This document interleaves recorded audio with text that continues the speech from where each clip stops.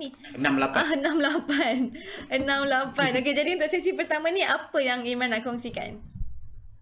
Okey, terima kasih Zatul. Jadi, kali ni kita sebenarnya sambung ya topik semalam yang kita buka topik analisa fundamental.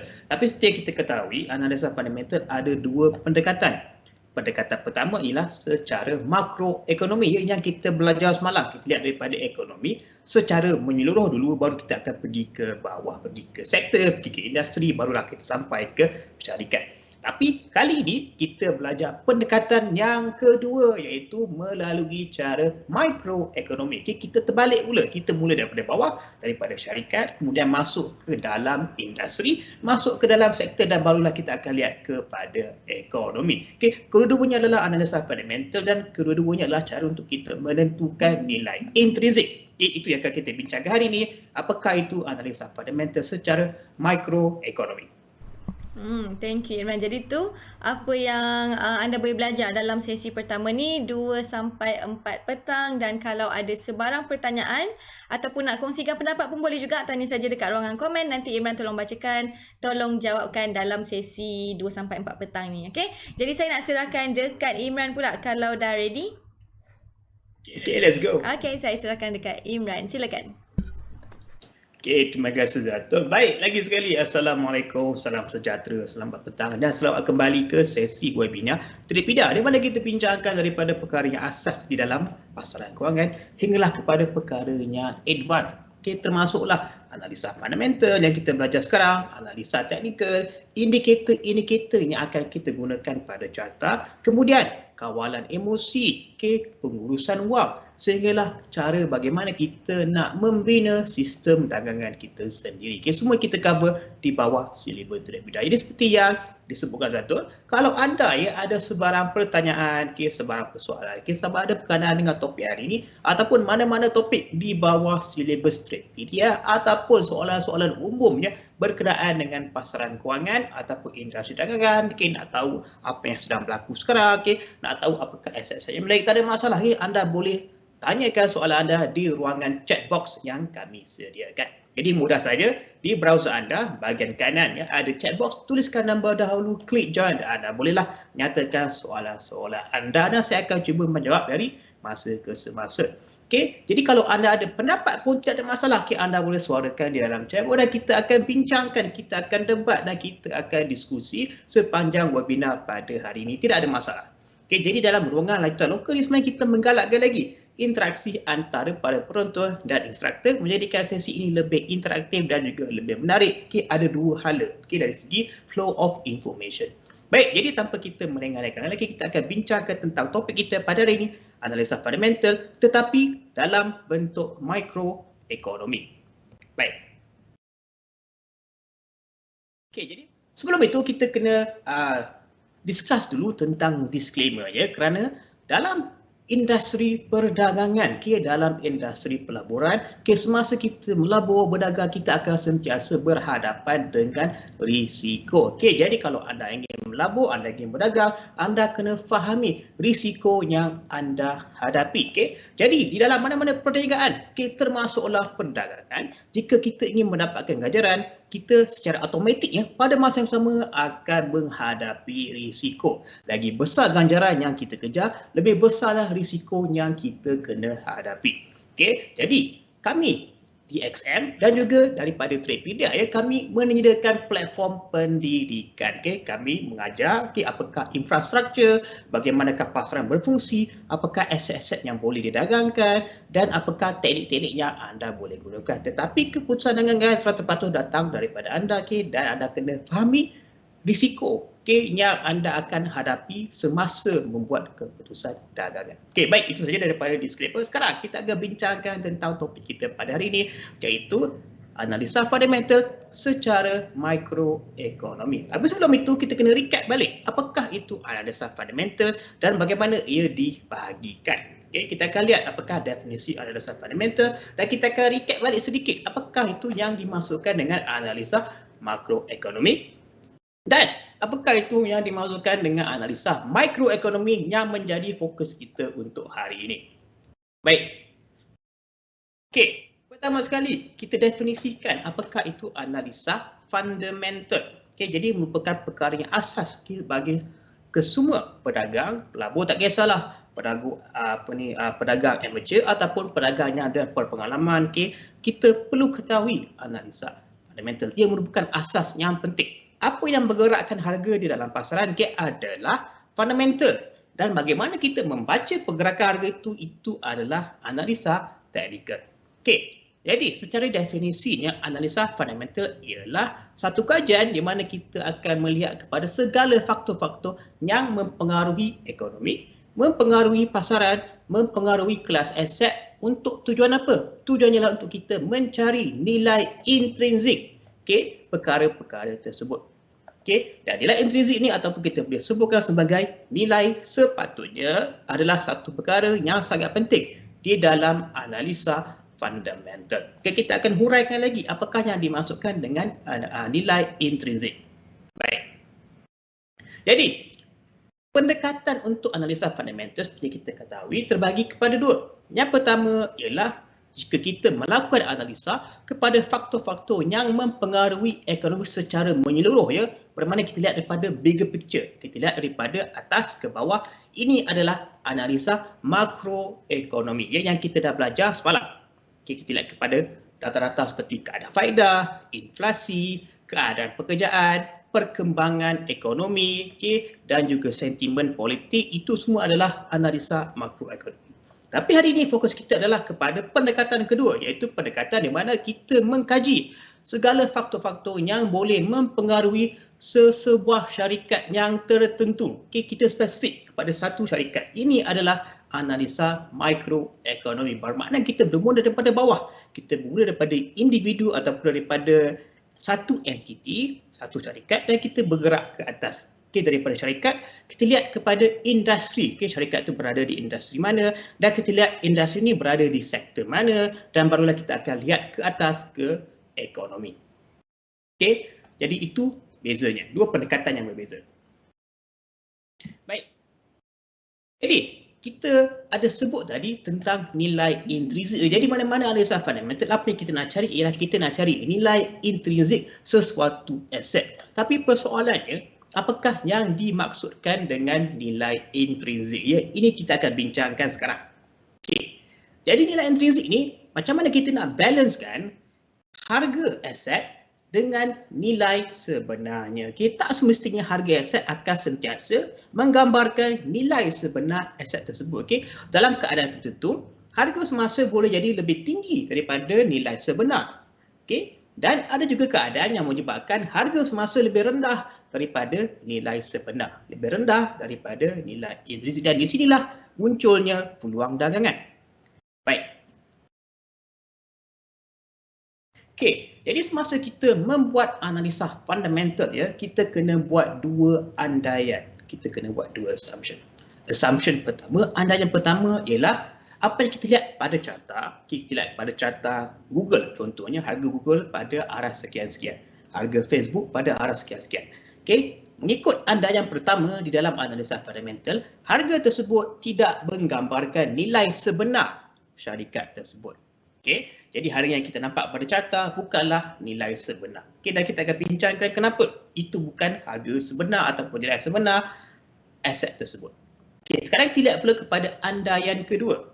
Andaian kedua ialah kita menjangkakan, okey, dalam satu tempoh masa tertentu, harga semasa akan bergerak ke arah nilai intrinsik ataupun akan bergerak ke arah nilai yang sepatutnya. Okey, ataupun akan mengikut kepada fundamental asset. Okey, sekarang ni kita lihat macam mana.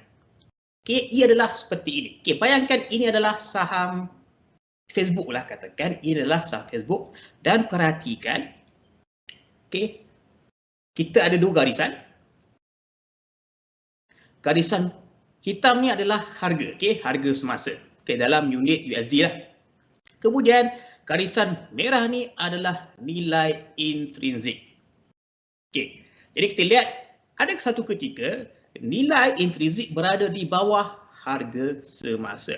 Dan juga ada kes di mana nilai intrinsik berada di atas harga semasa. Ya, seperti di sini. Okey, jadi ini kita akan bincangkan kenapa kita buat dua andaian. Okey, andai kata kita katakan harga semasa adalah nilai sebenarnya, jadi kita tak boleh nak buat jangkaan pergerakan di masa hadapan. Betul?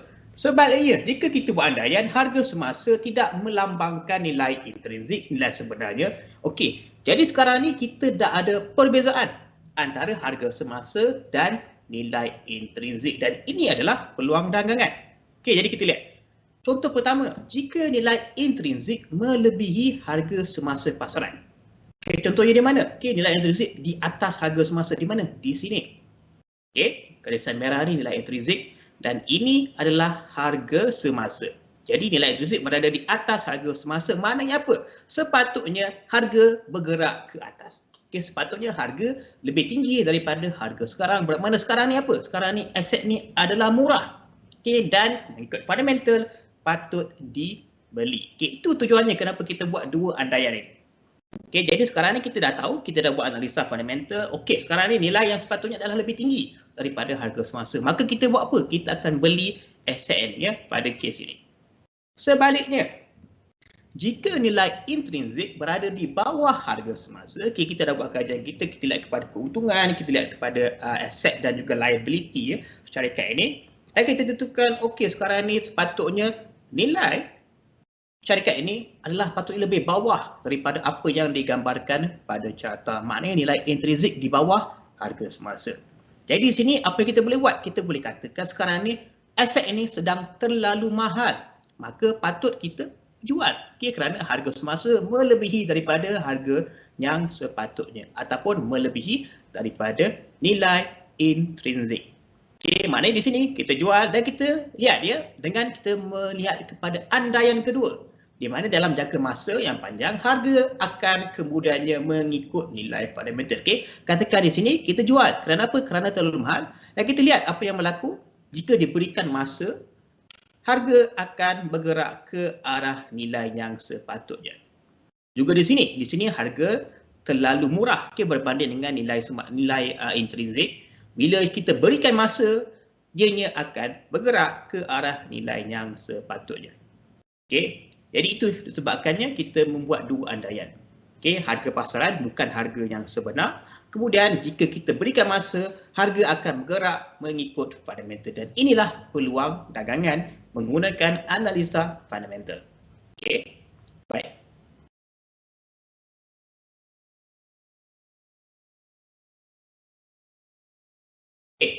Seterusnya, kita lihat analisa makroekonomi. Kita dah tahu analisa fundamental adalah kajian untuk mencari nilai intrinsik. Tapi ada dua pendekatan. Ada pendekatan makroekonomi. Jadi kita bincangkan apakah pendekatan makroekonomi. Jadi makroekonomi ini kita lihat ekonomi secara menyeluruh. Kita lihat daripada atas ke bawah. Jadi kita akan buat penilaian terhadap aset-aset seperti apa? Seperti mata wang. Ini semua adalah aset apa? Aset global. Mata wang adalah aset global. Pertukaran mata wang antara negara yang berbeza. Bond juga adalah aset global. Setiap negara boleh mengeluarkan bond. Bond kerajaan. Kemudian komoditi juga adalah aset global. Emas, tenaga, komoditi agriculture seperti kopi, gula dan sebagainya didagangkan secara global. Semua ini adalah aset-aset yang bersifat global, dan aset-aset bersifat global kita akan gunakan analisa makroekonomi. Baik. Jadi pada peringkat makro kita kena ingat kita berada pada peringkat yang paling atas. Di mana kita melihat daripada satu ekonomi, malah kita lihat kepada ekonomi global je secara menyeluruh, dan kita nak menentukan kesihatan ekonomi dengan kita menilai di manakah kekuatan ekonomi pada ketika itu. Baik. Jadi antara faktor-faktor yang mempengaruhi ekonomi yang boleh digambarkan dengan kita melihat kepada data-data penting ekonomi. Sebagai contoh, pertama, kadar faedah boleh memberikan impak yang sangat besar kepada sesebuah ekonomi. Kita akan bincangkan nanti bagaimana kadar faedah. Sebagai contoh, kalau ekonomi sedang dalam resesi, orang tak ada kerja, pengangguran tinggi, syarikat tak dapat nak membuat keuntungan. Jadi GDP ataupun KDNK, keluaran dalam negara kasar, ini adalah income negara juga jatuh. Jadi apa yang kerajaan dan juga bank pusat boleh buat, mereka boleh menurunkan kadar faedah. Dengan menurunkan kadar faedah, ini menyebabkan kos untuk meminjam wang menjadi lebih murah yang menggalakkan orang meminjam wang. Dan apabila orang awam ada wang di tangan untuk dibelanjakan, maknanya syarikat-syarikat dah boleh menjual produk ataupun servis mereka. Syarikat pula boleh menghasilkan keuntungan. Okay? Apabila menghasilkan keuntungan, syarikat boleh mengembangkan bisnes, menambahkan lagi peluang pekerjaan, mengurangkan pengangguran, dan ini akan membentuk satu kitaran yang positif je, dan ini akan membantu kepada apa? Kepada pemulihan ekonomi. Jadi nampak betapa besarnya impak kadar faedah terhadap ekonomi. Dengan menurunkan kadar faedah, pada masa yang betul ya, dan pada kadar yang betul, dapat membantu ekonomi kembali pulih. Betapa besarnya impaknya. Kemudian kita lihat pula kepada data seperti inflasi. Jadi inflasi ialah kadar kenaikan harga produk dan juga servis dari bulan ke bulan, tahun ke tahun. Baik. Sekarang jika inflasi berada dalam keadaan yang terlalu tinggi, ini boleh mendatangkan bahaya. Kerana apa? Kalau inflasi naik dengan keadaan terlalu cepat, terlalu tinggi, bayangkan kita beli kopi bulan depan mungkin jauh lebih mahal daripada bulan ini. Kemudian kita lihat pada 3 bulan lepas mungkin 2 kali ganda harga daripada bulan ini. 6 bulan yang kehadapan mungkin 3 kali ganda harga kopi lebih mahal. Bermakna apa? Bermakna kita kehilangan purchasing power. Kita perlukan keluar duit yang lebih untuk membeli produk dan servis yang sama. Jika inflasi tak terkawal, terlalu tinggi, dapat membuat apa? Membuatkan ekonomi jadi perlahan. Kerana apa? Kerana orang awam kehilangan purchasing power. Sebagai contoh. Kemudian kadar pertumbuhan ialah bagaimana kita lihat ekonomi berkembang. Contoh terbaik kita akan lihat kepada apa? Kita lihat kepada data GDP, KDNK, income sesebuah negara. Kalau GDP tinggi, bermakna ekonomi sedang berkembang. Income negara bertambah. Kalau GDP rendah, bermakna income negara berkurang. Bermakna ekonomi sedang memperlahan ataupun sedang merosot menuju ke arah kemelesetan. Kemudian keadaan pekerjaan. Keadaan pekerjaan dilihat kepada kadar pengangguran. Pengangguran yang tinggi adalah satu yang sangat negatif kepada ekonomi. Pengangguran yang rendah adalah sesuatu yang sangat positif. Kemudian tak lupa juga kita lihat kepada keadaan politik, kestabilan politik. Jika ada ketidakstabilan, ketidakpastiannya, ini adalah satu environment, satu keadaan yang memang tak sesuai untuk mana-mana bisnes. Tiada bisnes yang boleh berjalan lancar ketika berlakunya ketidakstabilan dan ketidakpastian politik. Bayangkan kita sedang berniaga, tiba-tiba hari esok kerajaan tukar polisi, tukar undang-undang, cukai berubah. Apa lagi, tarif je, sekatan import ekspor berubah.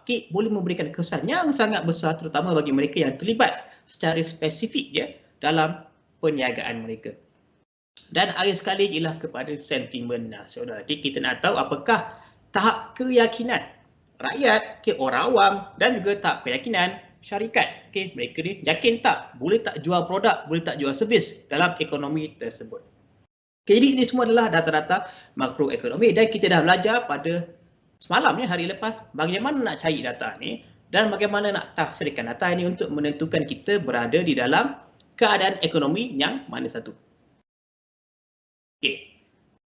Jadi kita lakukan analisa makroekonomi sebab kita nak tahu sekarang ni kita berada di fasa ekonomi yang mana satu. Jadi sekarang ni ekonomi ada beberapa fasa yang berbeza.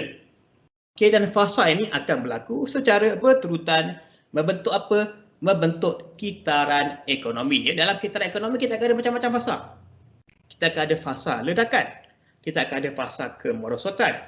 Fasa kemelesetan ekonomi. Fasa pemulihan. Kembali ke fasa ledakan. Ini adalah satu kitaran. Kita nak tahu sekarang ini ekonomi sedang berkembang ke ataupun ekonomi sedang mengucur ke? Ekonomi sedang melonjak laju ataupun ekonomi sedang perlahan semakin jatuh.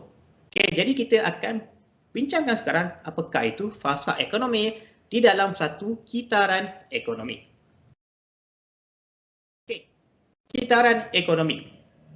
Jadi untuk kita menilai ataupun memperhatikan mengikuti kitaran ekonomi, kita boleh lihat contoh yang paling mudah ialah kita lihat kepada graf KDNK.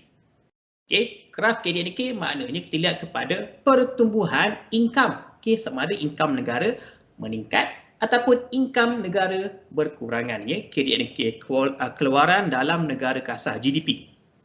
Okey. Jadi kita mula pada fasa pertama, ya. Kita mulakan daripada fasa ledakan. Okey, pada ketika fasa ledakan, apa yang kita dapati ialah ramai orang ada pekerjaan.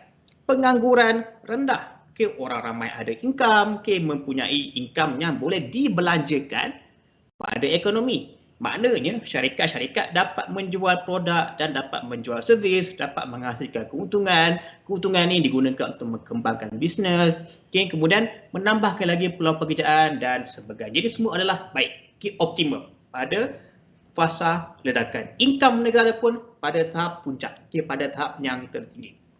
Tapi inevitably, ya, seperti yang dirancangkan dalam skrip, ya, dalam sejarah kita lihat ini akan berulang.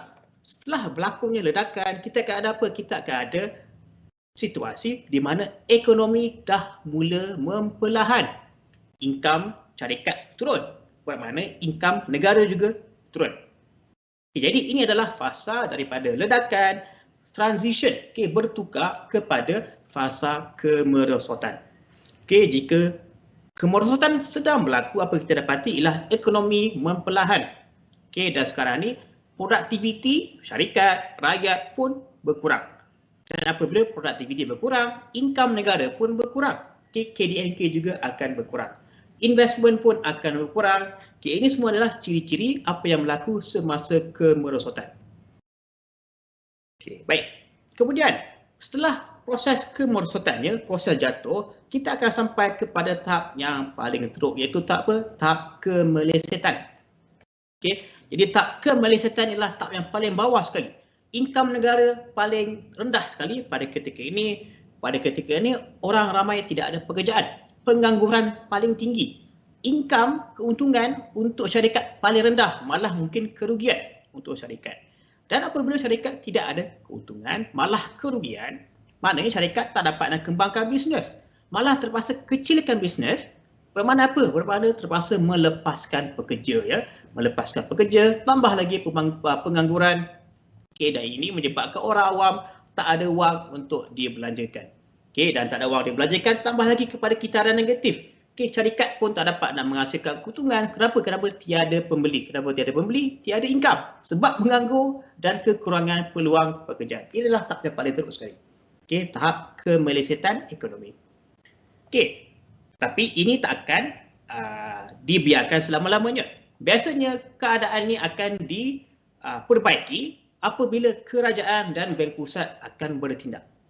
Dan bagaimana kerajaan dan bank pusat bertindak adalah yang paling jelas sekali, kerajaan dan juga bank pusat seperti yang kita bincangkan tadi boleh mengubah kadar faedah, okay? Boleh mengubah interest rate. Baik.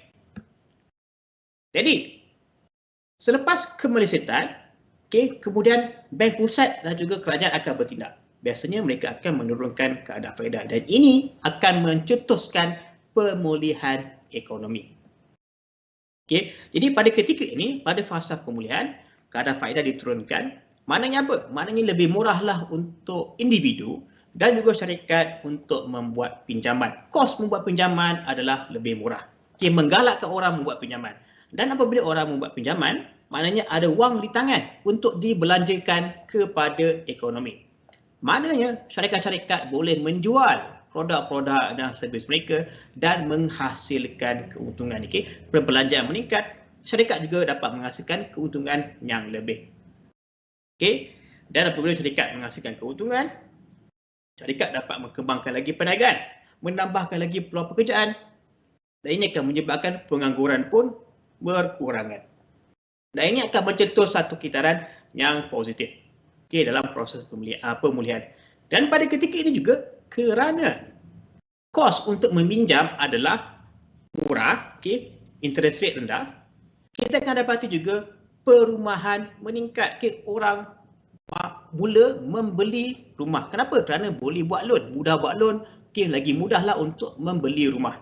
Okay, dan kita lihat ketika ini perumahan meningkat, bukan saja daripada jualan, malah dari segi pembinaan rumah. Maknanya syarikat-syarikat yang membina rumah ataupun supply bahan-bahan asas untuk membina rumah akan mendapati peningkatan dari segi keuntungan dan juga jualan. Okey, kemudian daripada pemulihan kita akan sampai kepada tahap yang optimum, iaitu kita akan kembali semula ke fasa ledakan. Okay, fasa yang paling optimum, okay, GDP paling tinggi, income negara paling tinggi, pengangguran paling rendah, okay, orang ramai ada kerja, okay, orang ada income untuk dibelanjakan, dan ini adalah tahap yang paling optimum. Okay. Okay, dan ini melengkapkan satu kitaran ekonomi. Okay, daripada ledakan, berlaku kemerosotan, okay, kemudian sampai ke dasar, ya, ke bottom, ini adalah kemelesetan ekonomi, kemudian bank pusat kerajaan bertindak, okay, kita mencetuskan pemulihan dan akhirnya kita sampai semula kepada ledakan ekonomi. Yang ini tamatlah satu kitaran ekonomi dan seperti yang dirancang oleh skrip, kitaran yang baru akan bermula. Ya. Selepas ledakan, kita akan ada apa? Kita akan ada kemerosotan, kemelesetan, pemulihan dan kembali kepada ledakan. Satu kitaran ekonomi. Okey, jadi kenapa kita nak tahu kitaran ekonomi? Ini sebabnya. Okey. Dalam kitaran ekonomi, kita akan dapati bahawa kelas aset akan bertindak berlainan. Sebagai contoh, pada fasa kemerosotannya daripada segi ke sini, dalam fasa ini apa yang berlaku? Kita lihat harga saham jatuh. Tetapi kalau kita alihkan perhatian kepada pasaran bond, harga bond naik pula. Okey, jadi ada aset yang akan naik, ya, walaupun dalam kemerosotan ekonomi. Jadi kalau kita tahu bagaimana aset-aset ini akan bertindak semasa pemulihan, semasa kemerosotan, semasa ledakan, semasa kemelesetan, kita akan tahu bila kita nak jual dan bila kita akan beli aset-aset tersebut. Okey, contoh yang terbaik kita lihat pada slide yang seterusnya. Okay. Ini adalah contoh terbaik, ya, bukti ataupun case study bagaimana aset-aset bertindak berlainan pada fasa ekonomi yang tertentu. Okay, jadi ini adalah garisan ekonomi, ya, daripada kemerosotan, kemelesetan, pemulihan, ledakan dan kembali pada kemerosotan. Okay, jadi kita lihat, okay, semasa ekonomi sedang mengecil, ya, ekonomi sedang mengecil, kita lihat kepada fasa pertama. Ini adalah masih lagi dalam kemerosotan, ya. Dan semasa berlakunya kemerosotan, kita lihat pasaran bond adalah pasaran yang kuat. Okey. Tetapi pasaran saham, pasaran lemah pada ketika ini. Kenapa? Kerana kemerosotan ekonomi. Okey. Syarikat nak jual produk dan servis, tidak ada pembeli. Kenapa? Kerana pembeli pun tidak ada wang untuk dibelanjakan. Dan juga pada masa yang sama, aset-aset yang sensitif terhadap inflasi juga akan menurun. Contohnya, komoditi. Jadi komoditi, apabila inflasi menurunnya, semasa ekonomi sedang mengucuk, mengecut, inflasi akan turun, maknanya harga komoditi juga akan menurun. Besi, silikon, komoditi agriculture akan menurun pada ketika ini. Okay. Kemudian kita lihat kepada fasa yang kedua. Ini adalah fasa apa? Fasa yang paling rendah sekali. Kemelesetan ekonomi. Income negara yang paling teruk pada ketika ini. Dan pada ketika ini, pasaran bond masih lagi kuat. Dan di sini kita lihat pasaran saham. Ini adalah waktu yang terbaik untuk kita beli saham. Kenapa? Pada ketika kemelesetan ekonomi, saham berada pada aras yang paling bawah di bottom. Dan sebelah bottom, apa yang berlaku? Akan berlaku kenaikan. Jadi masa yang paling sesuai untuk kita beli saham pada discount, pada harga yang murah. Terutamanya saham-saham yang mahal, ya, seperti saham-saham syarikat blue chip, ya, syarikat yang besar, macam Facebook, Apple, Tesla yang sedang mahal ini. Pada ketika kemelesetan ekonomi, saham ni akan berada pada aras yang jauh lebih murah daripada yang biasa. Peluang untuk kita membeli saham-saham, terutamanya saham blue chip. Dan juga aset-aset yang sensitif kepada inflasi pada ketika ini juga masih lagi lemah, ya. Macam contoh tadi ialah komoditi. Kemudian pada fasa yang ketiga, kita dah mula proses pemulihan. Ketika ini bank pusat dah mula bertindak, menurunkan kadar faedah dan sebagainya. Dan kita lihat pada ketika ini pasaran bond masih lagi kuat, tapi pada ketika ini kita dapati dia dah mula melemah sikit daripada fasa-fasa yang sebelumnya. Dan kita pasaran saham akan menjadi semakin kuat. Kenapa? Dah berlaku proses pemulihan, kita ada faedah rendah, orang mudah nak buat loan, orang ada orang ada wang di tangan untuk dibelanjakan kepada ekonomi, dan ini akan menyebabkan syarikat-syarikat boleh membuat keuntungan dan mengembangkan lagi bisnes. Jadi saham pun akan naik. Kenapa? Prestasi syarikat akan menjadi lebih baik pada ketika proses pemulihan ekonomi. Dan pada ketika ini semasa berlaku proses pemulihan, aset-aset yang sensitif kepada inflasi seperti komoditi juga akan meningkat. Inflasi akan meningkat mana harga barang-barang dan juga servis akan meningkat. Dan komoditi adalah juga produk. Jadi harga komoditi juga akan meningkat pada ketika ini. Dan kemudian kita masuk lagi ke fasa akhir pemulihannya, dan pada ketika inilah masa yang sesuai untuk kita jual bond. Kenapa? Pada ketika ini bond adalah dah makin lemah, dah mula melemah. Jadi waktu terbaik untuk kita jual bond, dan kita masih lagi boleh beli saham kerana apa? Kita masih lagi dalam proses pemulihan. Ada ruang lagi untuk saham naik. Ekonomi masih lagi berkembang. Baik. Dan pada ketika ini juga aset-aset yang sensitif kepada inflasi seperti komoditi juga masih lagi akan terus meningkat. Dan di fasa yang kelima, ini fasa apa? Ini adalah fasa ledakan ekonomi. Paling peak income sesebuah negara. GDP sesebuah negara adalah paling tinggi pada ketika ini. Baik. Jadi pada ketika inilah waktu yang terbaik untuk kita buat apa? Untuk kita jual saham. Pada ketika ini saham biasanya akan berada pada aras yang mahal berbanding dengan nilai yang sepatutnya. Waktu yang sesuai untuk kita jual. Dan pada ketika ini aset-aset yang sensitif pada inflasi masih lagi kuat tapi dah mula memperlahan. Pada ketika ini komoditi juga dah mula memperlahan. Kenaikan harga dah mula mungkin masih naik tapi naik dengan kadar yang memperlahan. Dan kemudian apa yang berlaku ialah kita dah mula kepada permulaan pengecutan ekonomi. Ekonomi dah mula merosot. Dan pada ketika inilah kita akan buat apa? Kita akan masih lagi lihat bond akan lemah. Bond masih lagi lemah tapi kelemahan bond dah mula berkurang kerana ini kita dah lihat kepada kemerosotan. Pada ketika ini bond dah makin kuat sikit tetapi saham dah mula lemah, dan makin laju penurunannya. Dan kemudian aset-aset yang sensitif kepada inflasi juga akan mula melemah kerana apa? Inflasi juga akan mula berkurang semasa ekonomi sedang mengecut. Jadi kita kena fahami kitaran ekonomi dan fasa-fasa yang terlibat. Kenapa? Kerana akan berlaku behavior antara aset-aset yang akan bertindak berlainan. Jadi ini sebagai contoh. Baik. Jadi ini semua adalah makroekonomi. Jadi sekarang ni kita nak lihat kepada apa? Sebenarnya kita punya fokus hari ini lah fokus kepada mikroekonomi. Jadi kalau tadi kita lihat makro, kita lihat daripada sudut atas, daripada the big picture, untuk melihat apa yang berlaku secara keseluruhan. Baik. Jadi sekarang ni kita lihat dari segi pendekatan yang kedua, iaitu pendekatan mikroekonomi. Jadi bezanya mikroekonomi ialah kita melihat kepada spesifik satu aset. Dan spesifik satu aset ini biasanya adalah satu syarikat. Di mana syarikat punya saham ataupun bond yang dikeluarkan oleh syarikat tersebut. Untuk kita tahu kesihatan ataupun nilai saham syarikat itu, kita sudah tentu nak tahu kekuatan ataupun kesihatan kewangan syarikat tersebut. Syarikat ini menghasilkan keuntungan ataupun tidak.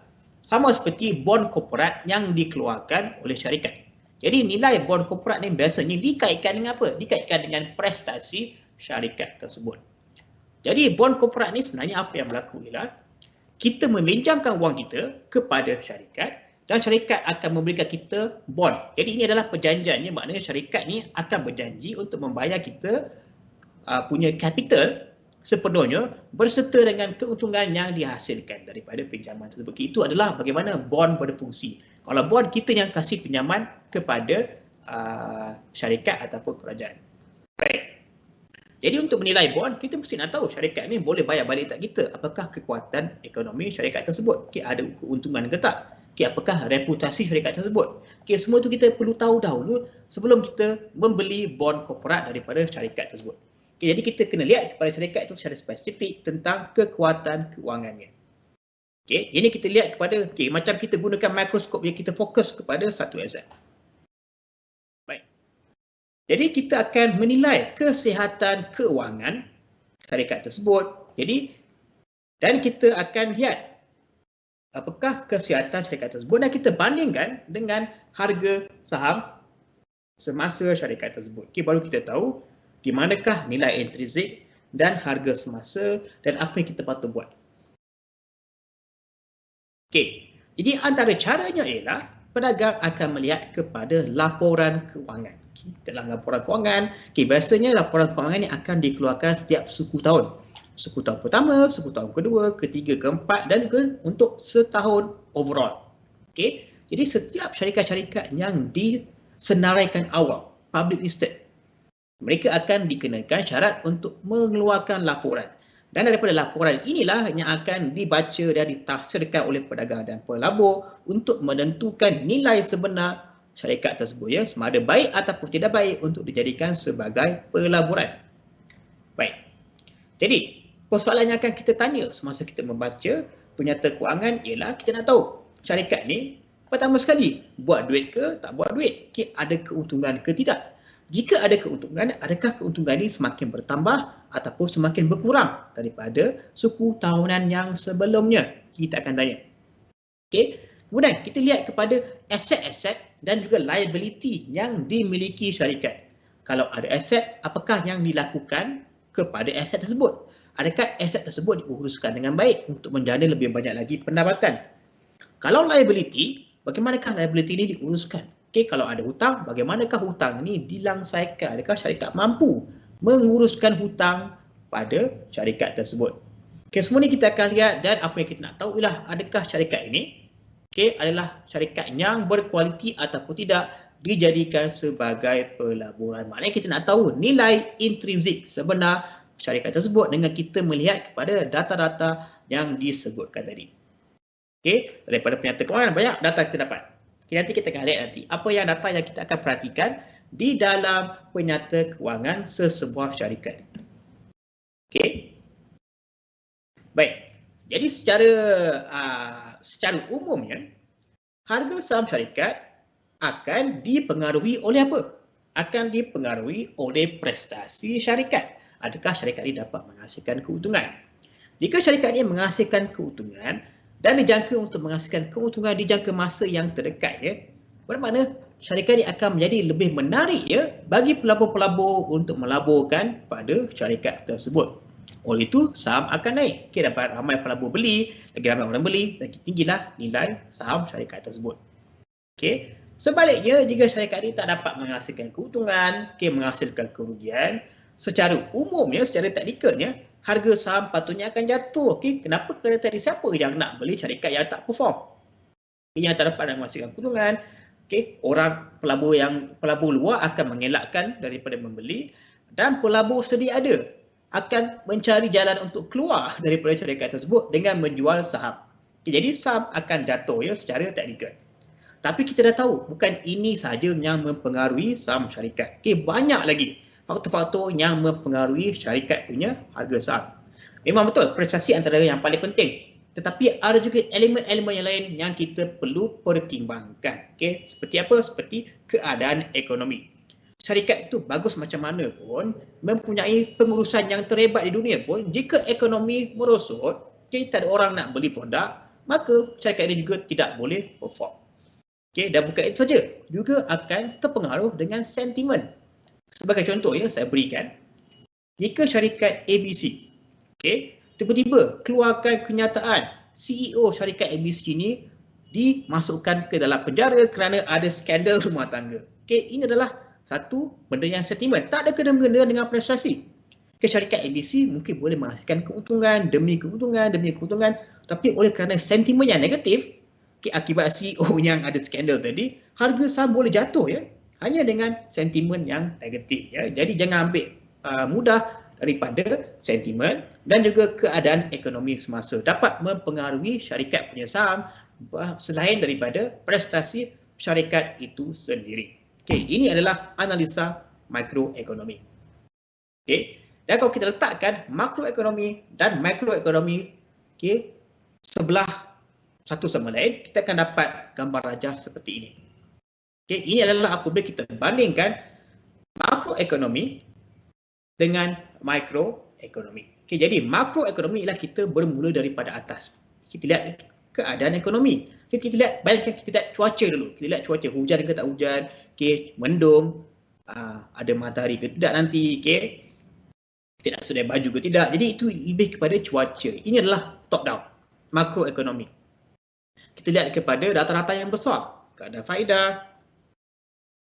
inflasi, keadaan pekerjaan, GDP, politik dan sentimen. Kemudian barulah kita akan buat satu rumusan, barulah kita akan pindah ke tahap bawah, iaitu kita akan lihat kepada sektor pula. Setelah kita lihat kepada sektor, baru kita akan lihat kepada industri, kemudian baru kita akan lihat kepada syarikat yang spesifik. Okay, ini adalah top down. Okay, sebagai contoh, ya, apa kita buat? Kita lihat, okay, sekarang ni ekonomi sedang berkembang. Baik. Jadi sektor apa yang akan perform semasa ekonomi berkembang? Kita akan pilih mungkin sektor pelancongan. Okey, jadi sektor pelancongan akan berkembang. Kemudian kita pilih industri apa? Industri pelancongan, adakah industri hotel? Okey, penerbangan. Okey, syarikat apa yang akan perform semasa ekonomi sedang berkembang? Okey, mungkin syarikat perhotelan sebagai contoh. Dan daripada industri perhotelan, kita pilih pula apakah spesifik company hotel yang kita nak laburkan. Hilton ke, Marriott ke, Tahu Haji ke. Dan ini adalah proses top down. Kita mula daripada atas ke bawah. Proses bottom up pula ialah kita menggunakan microeconomy. Kita mula daripada company. Okay, contohnya kita mula daripada syarikat Google, katakan. Okay, syarikat Google adalah syarikat teknologi. Okay, syarikat teknologi. Okay, jadi syarikat teknologi ini kita lihat. Apakah kekuatan Google? Adakah Google menghasilkan keuntungan? Okay, adakah Google punya aset dan juga liability diuruskan dengan baik? Dan sebagainya. Setelah itu kita naik. Google ni berada dalam industri apa? Dalam industri teknologi. Okay, kita lihat industri teknologi ini perform tak berbanding dengan industri-industri lain. Okay, berbanding dengan industri IT, okay, industri yang di bawah teknologi. Ya. Kemudian kita lihat kepada sektor teknologi. Adakah teknologi ini berbanding dengan sektor hartanah, sektor industri, sektor pelancongan, okay? Jadi mana yang perform? Dan barulah kita pergi ke keadaan ekonomi pada ketika itu, ya. Jadi kita akan cuba mencari meeting point, ya, antara top down dan juga bottom up, dan bila kita bertemu di tengah, bermakna kita melakukan satu analisa fundamental yang lengkap. Okay, kita cover dua-dua pendekatan, atas ke bawah, bawah ke atas, kita bertemu di tengah, kita cover ke semuanya dan kita dapat menghasilkan idea dagangan yang sangat-sangat berkualiti. Ya, kita ambil kira ke semuanya. Baik. Okey. Jadi sekarang kita nak lihat pula kepada apakah data-data yang perlu kita belajar semasa kita membaca penyata kewangan. Okey, antaranya ialah kita lihat kepada penyata kewangan ada macam-macam. Contohnya cash flow, pendapatan bersih, je, net income. Okey, nisbah antara aset dan juga liability dan sebagainya. Dan kita akan belajar pula tentang nisbah-nisbah kewangan, ya. Jadi nisbah kewangan ni bayangkan seperti parameter yang membantu kita untuk menilai kekuatan syarikat. Okey, antaranya adalah nisbah PE, ya, price earnings ratio. Okey, sebagai contoh PE. Baik, jadi mungkin anda akan tanya, di manakah saya akan mendapat semua data ini? Baik, jadi saya akan berikan satu contoh yang mudah, ya. Jadi kita pergi ke Google, kita katakan anda berminat apa? Tesla. Relation. Jadi setiap syarikat yang dilaburkan awam akan ada investor relation. Bermaknanya website ni khas. Okey, website investor relation ni khas untuk pelabur-pelabur. Okey, jadi contoh di sini adalah Tesla investor relation. Jadi kita klik. Dan di sinilah kita akan mendapat segala laporan. Okey, segala laporan yang berkenaan dengan syarikat tersebut. Okey, kita ada Okay, sebagai contoh, kuartal ketiga 2021 ya, dilaporkan pada 20 Oktober ya, dalam bulan lepas. Kita lihat apakah yang dilaporkan. Okay. Di sini kita akan lihat berapa banyak cash yang ada, operasinya apa. Ini adalah bagaimana kita menentukan berapa banyak keuntungan yang dihasilkan dari jualan kereta, automotive revenue. Tapi kita nak apa? Sebenarnya kita nak tahu keuntungan bersih di sini. Gross profit. Sebenarnya kita nak tahu berapakah banyak wang yang digunakan untuk operasi syarikat. Dan seterusnya, ini adalah EPS, earnings per share. Juga adalah satu data yang penting. Kita akan belajar nanti cara kita nak baca EPS, cash flow, dan seterusnya. Semua kita boleh dapat daripada website syarikat itu sendiri. Mereka disyaratkan untuk mengeluarkan laporan yang detail ya, yang terperinci tentang syarikat mereka. Semua syarikat yang di senarai awam perlu melaporkan secara terperinci bagaimana keuntungan dihasilkan, bagaimanakah operasi syarikat diuruskan, berapa banyak duit keluar, berapa banyak duit masuk dan sebagainya. Dan macam-macam lagi yang kita boleh dapat. Ya, memang banyak kerja, tapi ini yang kita perlu lalui ya, jika anda betul-betul berminat untuk melabur di dalam syarikat, contohnya seperti syarikat Tesla.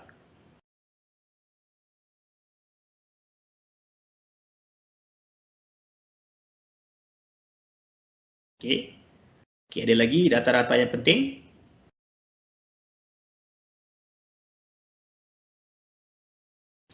Dan ini adalah rumusan penyata kewangan, financial statement untuk Tesla. Saya harap anda dapat lihat mungkin agak kecil sikit. Ini adalah income bersih.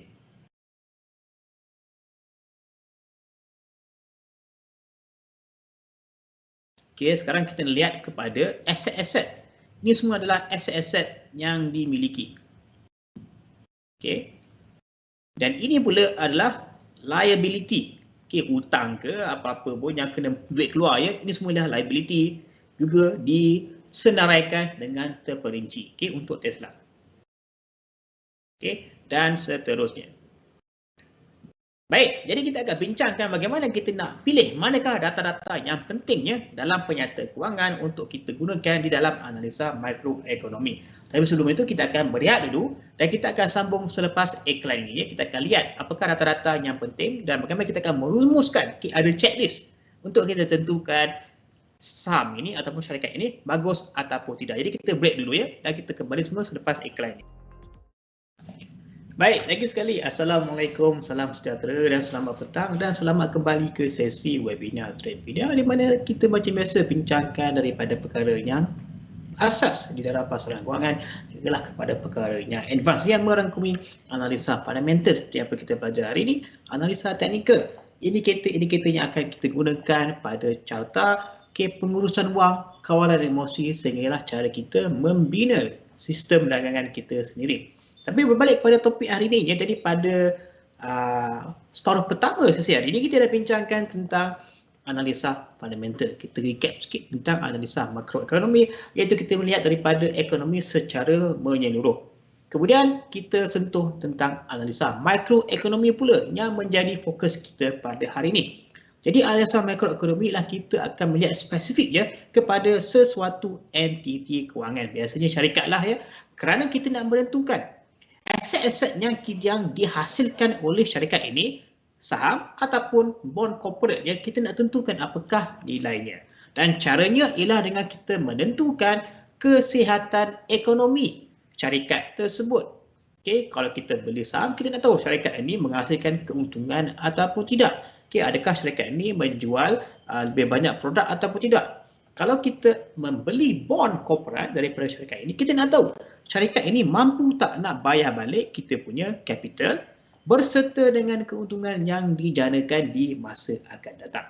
Baik, jadi dengan menggunakan analisa makroekonomi, kita nak tentukan kesihatan syarikat ini. Tapi kalau kita nak tentukan kesihatan syarikat, kita akan perlu melihat kepada apa? Melihat kepada penyata kewangan, financial statement.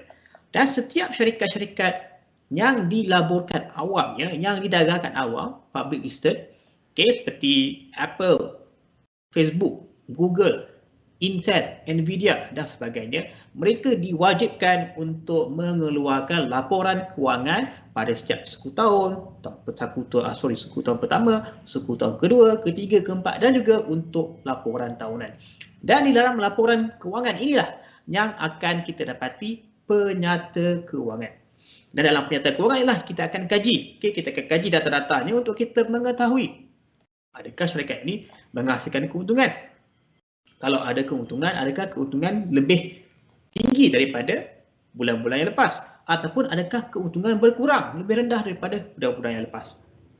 Dan kita lihat pula bagaimana syarikat ini menguruskan aset dan juga liability. Jika ada aset, adakah aset ini diuruskan dengan baik dan boleh menjana pendapatan tambahan? Jika ada liability, bagaimanakah liability ini diuruskan? Contoh kalau ada hutang, bagaimanakah hutang ini diuruskan dan dapatkah syarikat ini melangsaikan hutang dalam tempoh masa yang tertentu?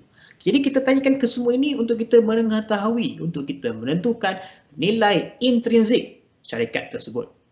Jadi sekarang ni kita nak melakukan analisa makroekonomi, tapi kita perlukan apa? Kita perlukan penyata kewangan.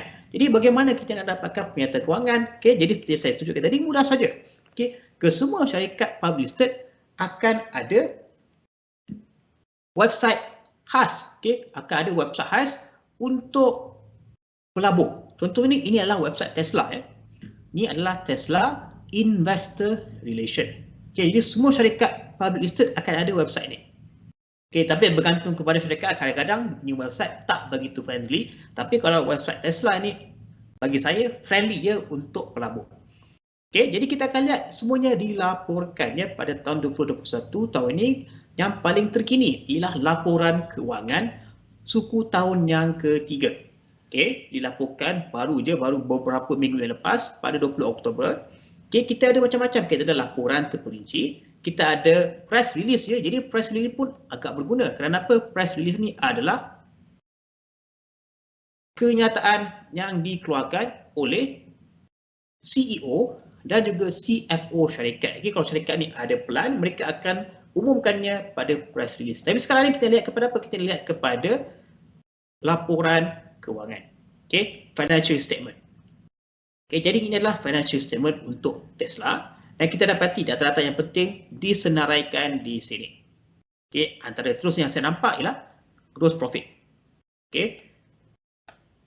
Gross profit. Ini kita bandingkan kuartal ketiga 2020, kuartal keempat 2020 ada peningkatan.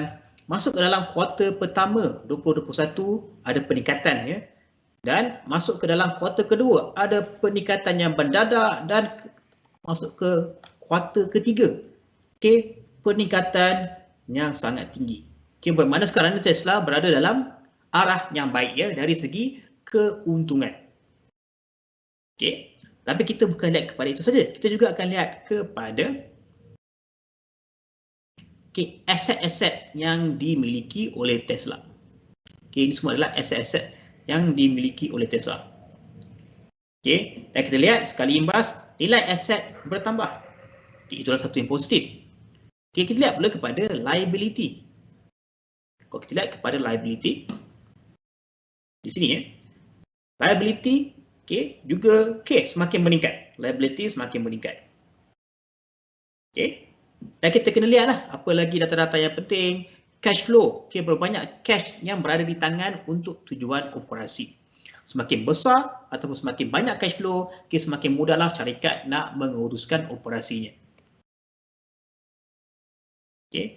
Jadi ini adalah cash flow untuk Tesla. Dan kita lihat ada peningkatannya berbanding dengan suku tahun kedua. Suku tahun pertama yang paling rendah. Jadi ini berada masih lagi dalam trajektori yang baik. Dan macam-macam lagi yang kita boleh dapat daripada laporan kewangan. Baik. Okey, jadi sekarang ni kita nak tahu apakah rata-rata yang akan kita fokuskan semasa kita mengkaji penyata kewangan sesebuah syarikat. Baik. Okey. Jadi untuk kita menilai secara makroekonomi sebuah syarikat, kita perlu menggunakan penyata kewangan. Dalam penyata kewangan ada macam-macam data. Seperti yang kita lihat tadi. Takkan kita nak lihat kepada keseluruhan, jadi kita akan tapis mana data yang akan kita fokus. Okey. Waalaikumsalam Rashidi. Okey, cash flow ni adalah berapa banyak wang tunai, okey, di syarikat tersebut. Okey, kita pernah ada situasi kan Rashidi, syarikat menghasilkan keuntungan tapi tak ada cash, okey, kekurangan cash. Jadi apabila kekurangan cash akan timbul masalah-masalah cash flow, contoh seperti apa? Nak bayar gaji, nak maintain mesin-mesin, okey, dan macam-macam lagi jika tidak ada cash. Walaupun ada keuntungan. Okay, sebagai contohnya, kenapa ada keuntungan? Mungkin dah membuat jualan, tapi bayaran tak masuk lagi ke dalam akaun. Jadi dalam accounting masih lagi positif, tapi dalam bank account tak ada cash. Dan jika cash kurang, akan boleh mendapat risiko. Ya, contohnya risiko jika ketika itu ada mesin rosak. Okay, tiba-tiba ada mesin rosak ke dalam kilang. Nak ganti, kena ganti segera. Kalau tak ganti segera, apa yang akan berlaku ialah akan mengalami kerugian kerana tak dapat menghasilkan produk. Tapi nak gantikan memerlukan cash, betul? Kena bayar cash terus. Okay, jadi itu akan mendatangkan masalah, terutamanya masalah lagi segi operasi. Gaji staff, okay, sewa, okay, semuanya kena bayar ya. Maintenance mesin dan sebagainya. Okay. Jadi lagi banyak cash flow syarikat ada, lagi banyak ruang bernafas. Okay. Jika berlaku sesuatu yang tak diingini. Terutamanya Rashidi yang kita dapat lihat pada tahun 2020. Syarikat yang tak ada cash flow ataupun cash flow kurang, berlaku lockdown 3 bulan lingkup. Tapi syarikat yang banyak cash flow, mereka boleh bertahan ya beberapa bulan tanpa income. Sebab apa? Cash flow tinggi. Jadi cash flow ini penting untuk syarikat. Kenapa? Syarikat yang ada cash flow tinggi biasanya akan dapat bertahan jika berlaku sebarang masalah. Okay, itu betapa pentingnya cash flow. Dalam setiap company yang macam Tesla tadi, penting cash flow ni. Okay, apa saya lihat tadi di sini cash flow. Okay, di sini cash flow untuk operasi. Okay, maknanya Tesla ada buffer, okay, untuk handle, menguruskan jika berlaku sebarang masalah dalam operasi. Okay, boleh ya Rashidi? Bukan saja operational cost, macam-macam lagi ya.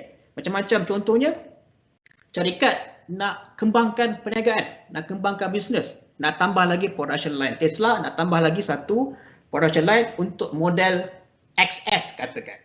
Okay, ini semua kena keluarkan duit ya.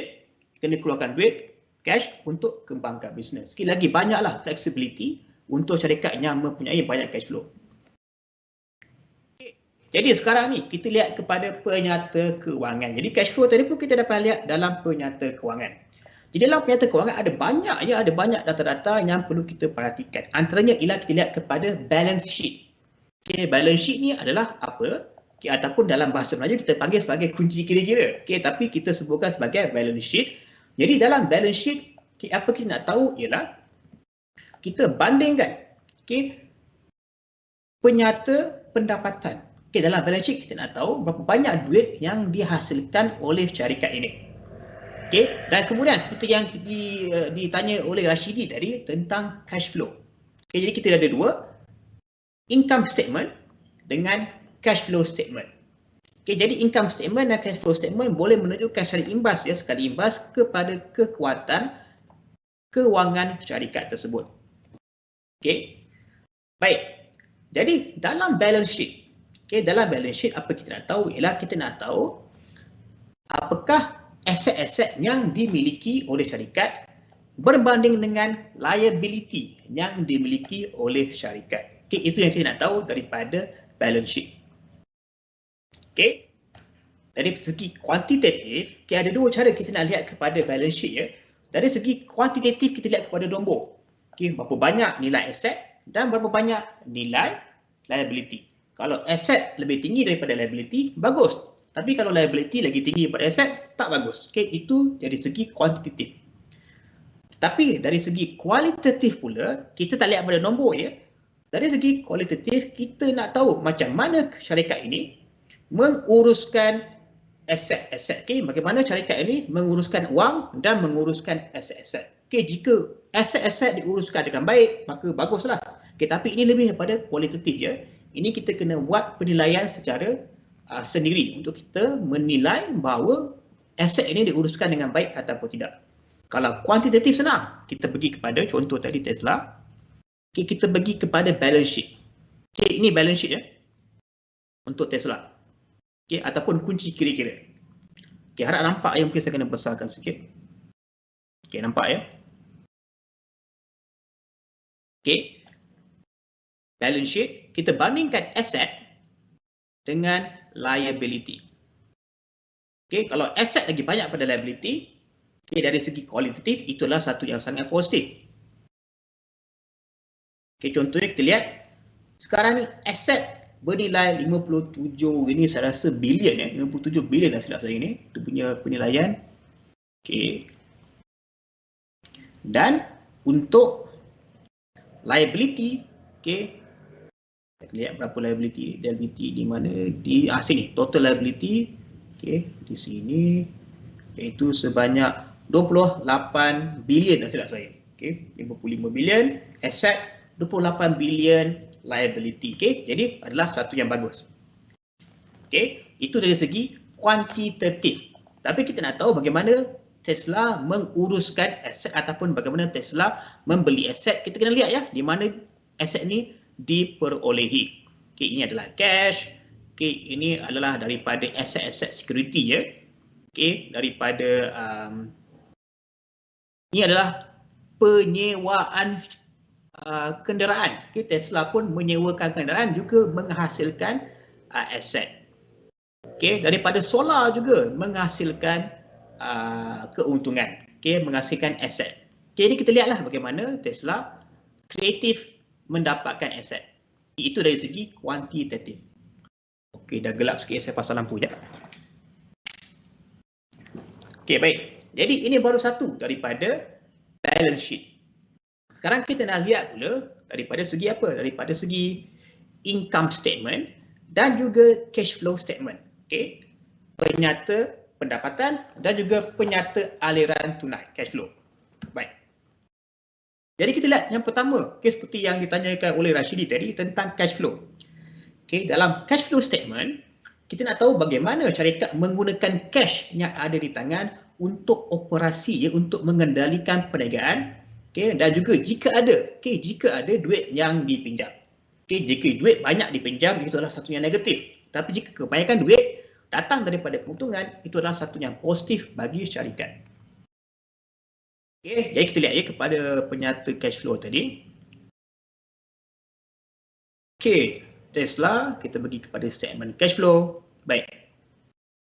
Okay, jadi kita lihat mana datang cash. Okay, jadi banyak daripada income. Okay. Kemudian ini adalah daripada adjustment, daripada income, daripada operasi. Ya. Jadi operasi juga menghasilkan income. Okay. Daripada stock based compensation ni, daripada penjualan saham, tak sedap saya. Okay. Jadi kebanyakan cash. Okay, yang kita lihat ni datang daripada keuntungan lah. Okay, datang daripada keuntungan syarikat. Okay. Dan wang yang datang daripada hutang di sini. Okey. Okey, datang daripada hutang di sini ya. Nampak ya? Ini yang datang daripada hutang.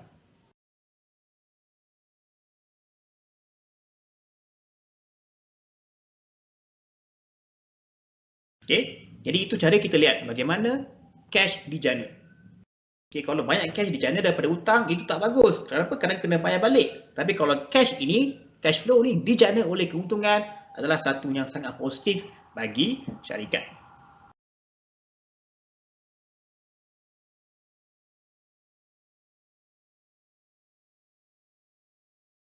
Okay, kalau kita lihat di sini ya, cash yang digunakan untuk pelaburannya negatif. Bermaknanya cash datang daripada pelaburan, bukannya dikeluarkan. Baik, okey, ini dari segi cash flow. Baik, sekarang kita lihat kepada penyata pendapatan, income statement. Okey, menunjukkan bagaimana syarikat memperoleh wang. Okey, jadi dalam penyata pendapatan, kita akan tolak ya expenses, okey, perbelanjaan daripada pendapatan untuk kita mendapatkan pendapatan bersih, net income. Kalau kita lihat tadi contoh Tesla, lagi sekali kita lihat kepada income statement ya. Income statement.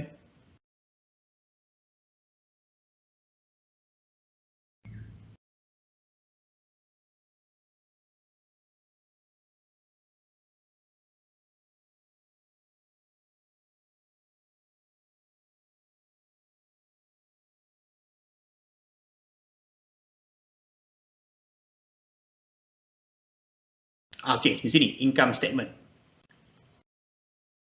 Okey.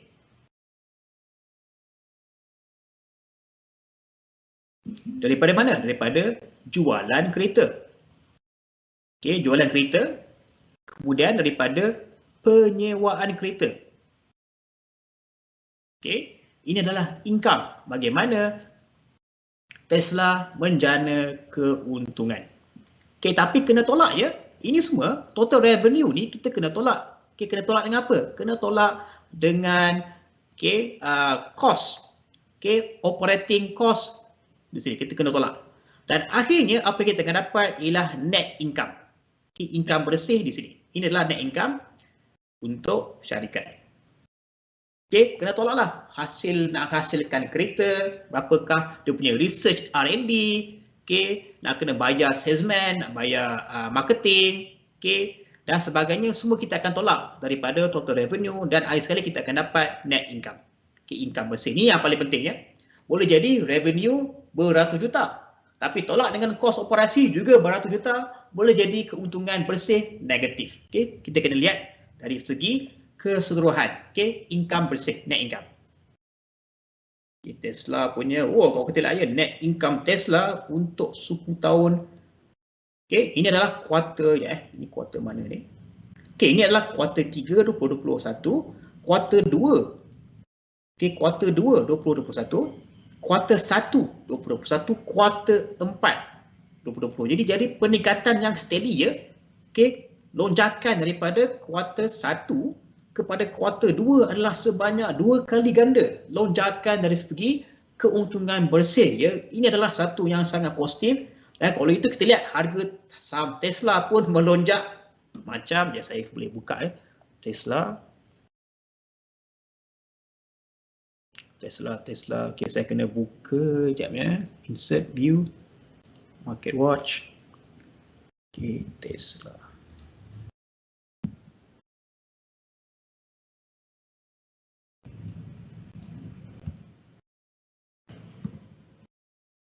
Tesla, chart window.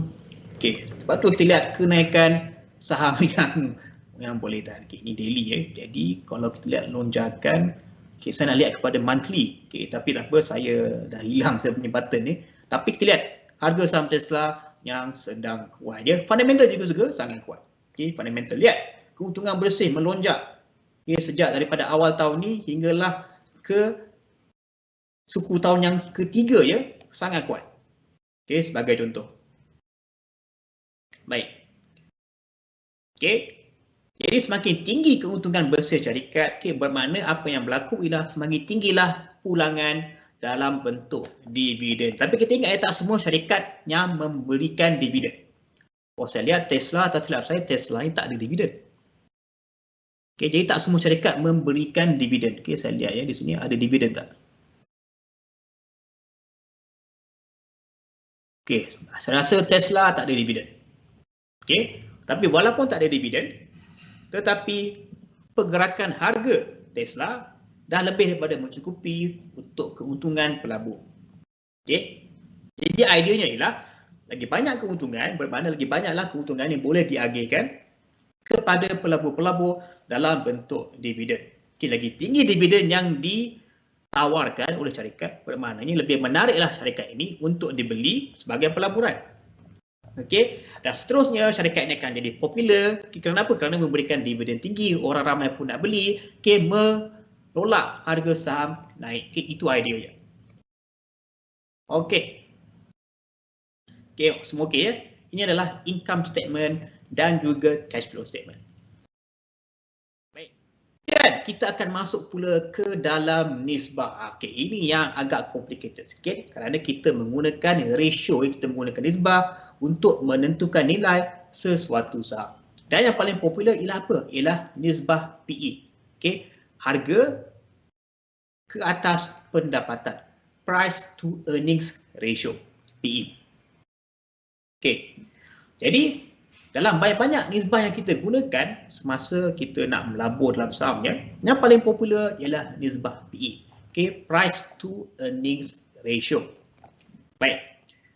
Okey. Kenapa? Okay, seperti yang kita lihat ya dalam analisa fundamental, harga saham semata-mata tak memberikan kita begitu banyak informasi. Boleh jadi harga saham semasa ini adalah harganya bukannya nilai intrinzik. Okay. Jadi kita perlukan sesuatu yang tambahan kepada harga saham untuk kita menilai harga saham ini bagus ataupun tak bagus. Oleh itu kita akan gunakan nisbah PE. Kenapa? Sebagai contoh ya, harga saham adalah sebanyak 100 USD untuk syarikat A. Tapi kita tak tahu ini adalah bagus ataupun tidak. Kerana kita nak kena bandingkan dengan apa? Kita akan bandingkan dengan apa yang dihasilkan. Oleh itu kita akan lihat perbandingan dari segi earnings juga. Berapa banyakkah pendapatan yang dihasilkan oleh syarikat A dan kita bandingkan dengan harganya semasa dan kita bandingkan dengan syarikat lain. Baru kita tahu syarikat A ni bagus ke tidak. Kita dah ada kayu ukur. Itu sebabnya kita gunakan nisbah PE ya untuk menjadikannya sebagai kayu ukur. Baik. Jadi nisbah PE ni membandingkan harga saham kepada pendapatan yang dihasilkan. Okey. Jadi formula simple je. Kita bahagikan harga saham semasa dengan pendapatan per share yang dijana oleh syarikat ini. Okey, sebagai contoh ya. Okey, saya kena keluarkan satu whiteboard. Saya nak terangkan. Saya okey. Okey, saya keluarkan satu whiteboard biar semua dapat lihat. Okey. Jadi katakan saya ada syarikat ABC ya, katakan. Saya ada syarikat ABC. Sekarang ini saya bandingkan dengan syarikat XYZ. Okey. Sekarang ni harga saham ABC katakan sebanyak 100 USD. Okey, kemudian harga saham XYZ adalah sebanyak 200 USD.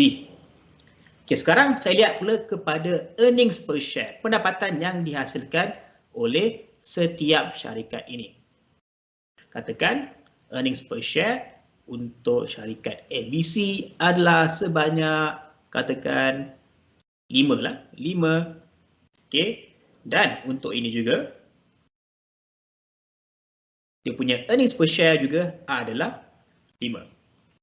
Okey, baik. Sekarang ni kita rasa syarikat ABC ke ataupun syarikat XYZ yang patut kita beli. Okey. Jadi maknanya apa? Maknanya kalau anda beli syarikat ABC, anda nak mendapatkan, okey saya tukar warna ya, anda nak mendapatkan earnings per share 5 USD tetapi anda membayar sebanyak 100 untuk mendapatkan EPS 5 USD. Kalau anda beli syarikat XYZ, bermakna anda ingin mendapatkan EPS 5 USD tapi anda membayar 200 USD. Okey, jadi anda nak beli mana satu? Sudah tentu anda akan beli yang mana? Anda akan beli syarikat ABC. Okey, dan bukannya syarikat XYZ. Kerana apa? Anda membayar 2 kali ganda ya untuk syarikat XYZ untuk mendapatkan keuntungan EPS yang sama. Okey. Oleh itu kita kena gunakan nisbah. Okey, kalau kita lihat kita bandingkan nisbah. Okey, jadi saya akan letak di sini PE ya, PE ratio. Okey. Jadi PE ratio untuk ABC adalah 100 bagi 5. Okey, ataupun 20. Okey, PE ratio ni. PE ratio untuk XYZ pula adalah 200 bagi 5. Okey, itu sebanyak apa? Sebanyak 40. Okey, jadi sekarang mana satu lagi mahal? Yang lagi mahal adalah XYZ. Lagi sekali, kita akan beli company ABC dan kita tak beli XYZ. Kenapa? Kita membayar 2 kali ganda untuk mendapatkan EPS yang sama. Okey.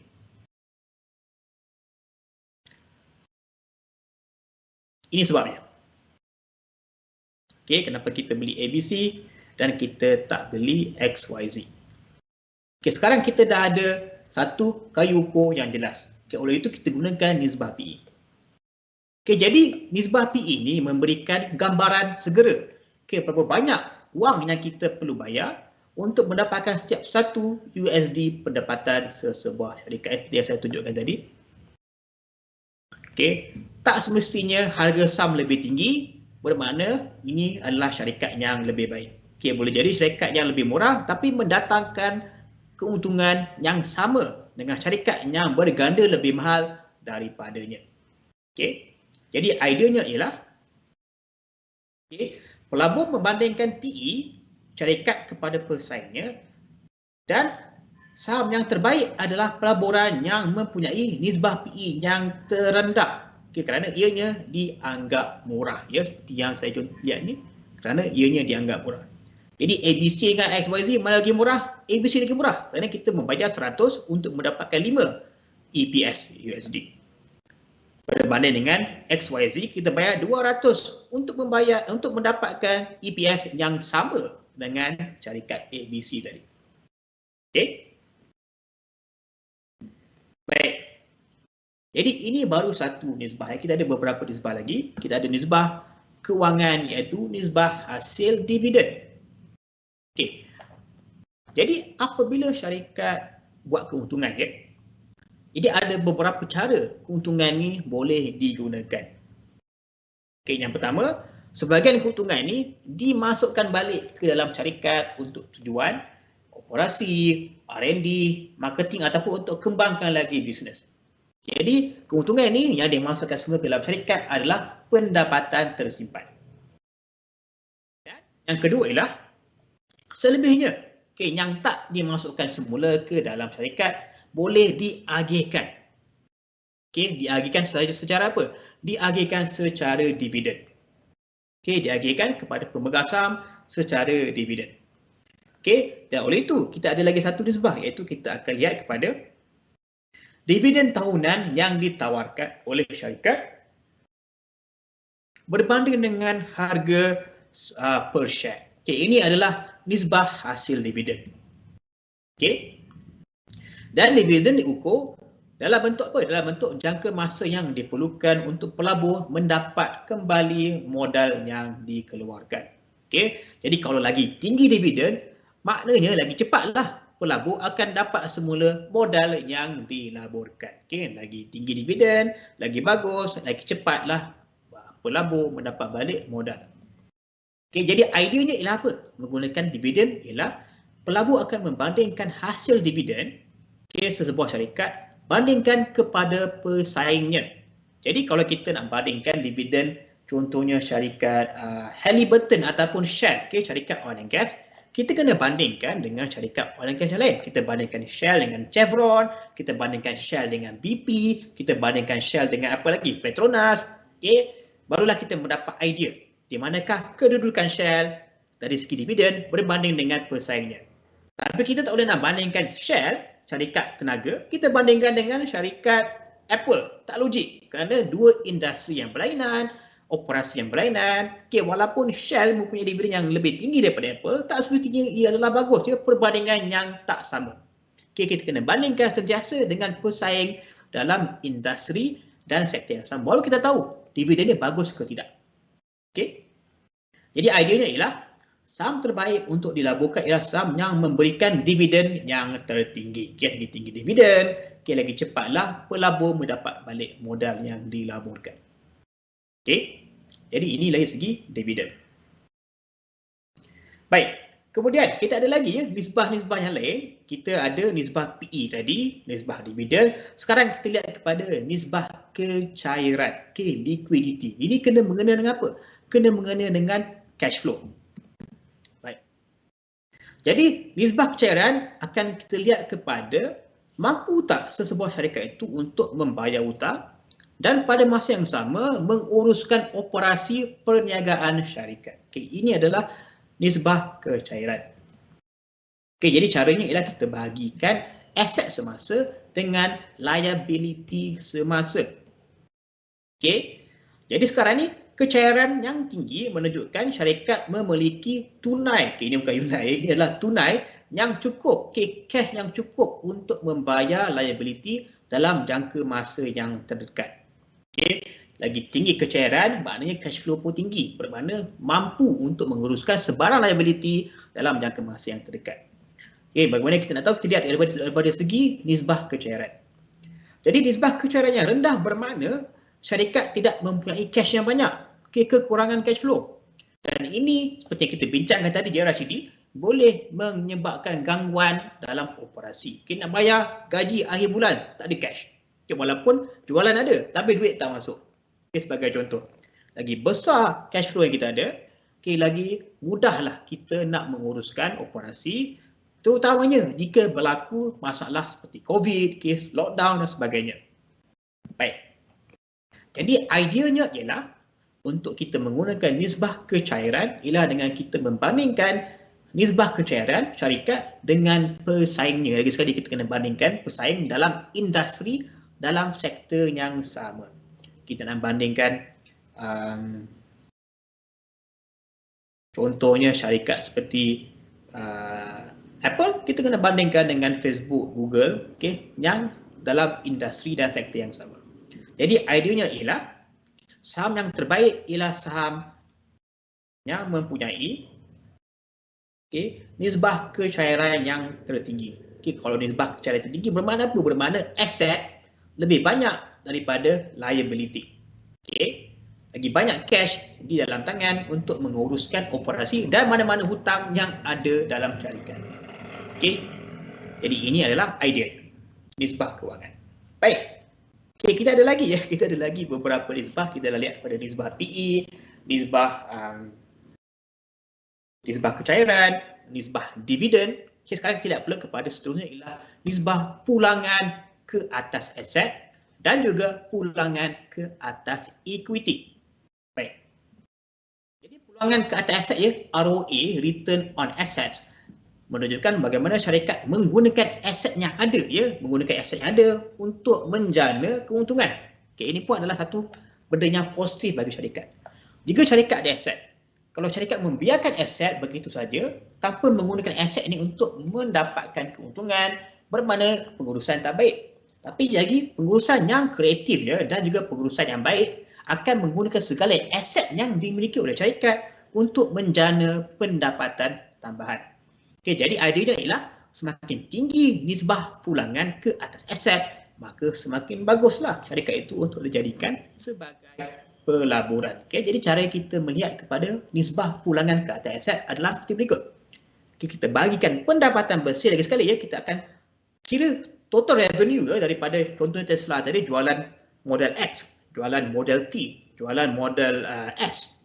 Okay, hasil jualan ni kita kena tolak dengan kos operasi. Okay, kos untuk menghasilkan kereta, kos bayar staff, kos kilang, sewa mesin dan sebagainya. Kita tolak, kita akan dapat pendapatan bersih. Dan kita akan bagikan dengan purata nilai aset keseluruhan.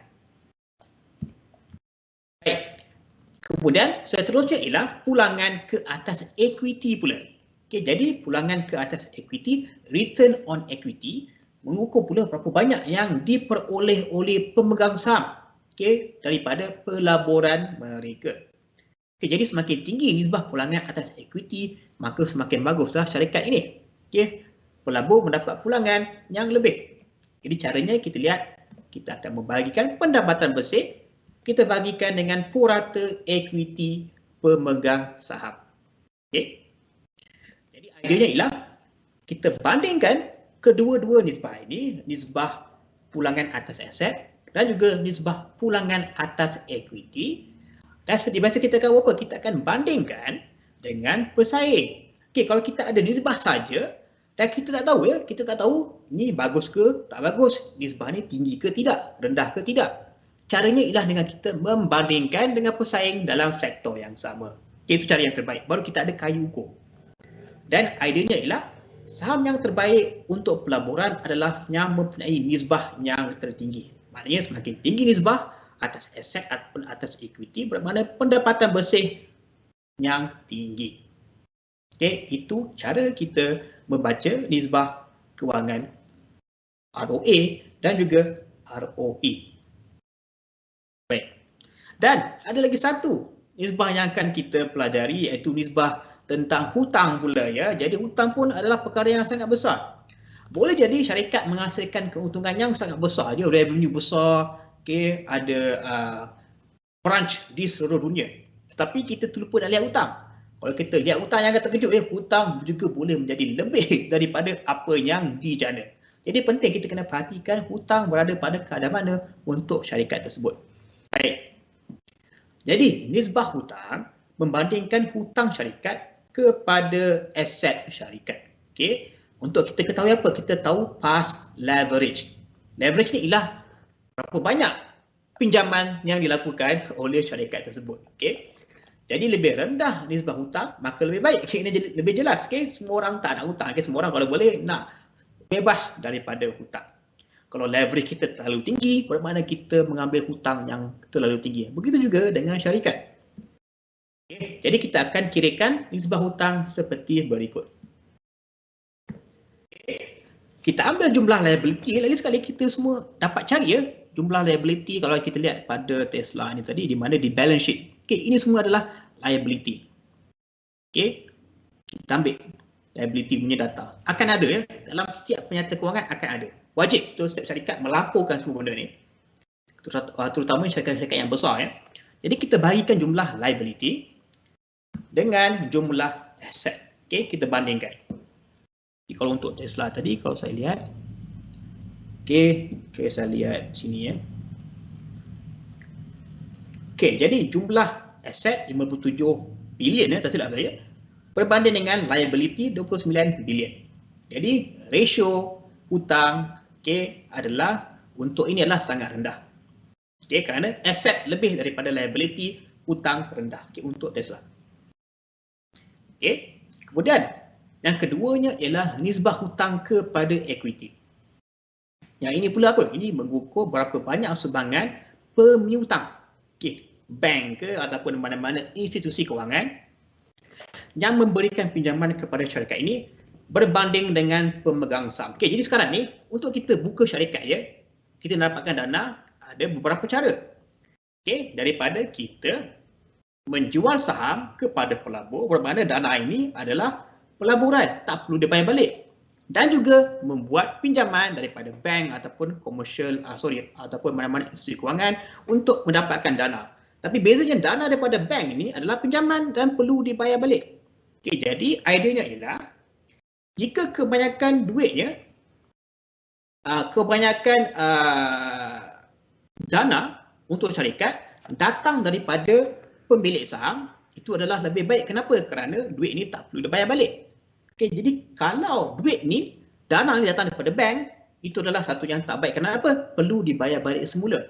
Jadi kalau kita lihat dari segi nisbah, semakin tinggi equity pemegang saham berbanding dengan liability, maknanya semakin bagus. Okey, maknanya semakin rendah hutang kepada equity, bermakna semakin baguslah syarikat tersebut. Bermakna kebanyakan dana datang daripada pemilik saham, iaitu pelaburannya, tak perlu bayar balik, dan bukannya daripada bank yang kena bayar balik.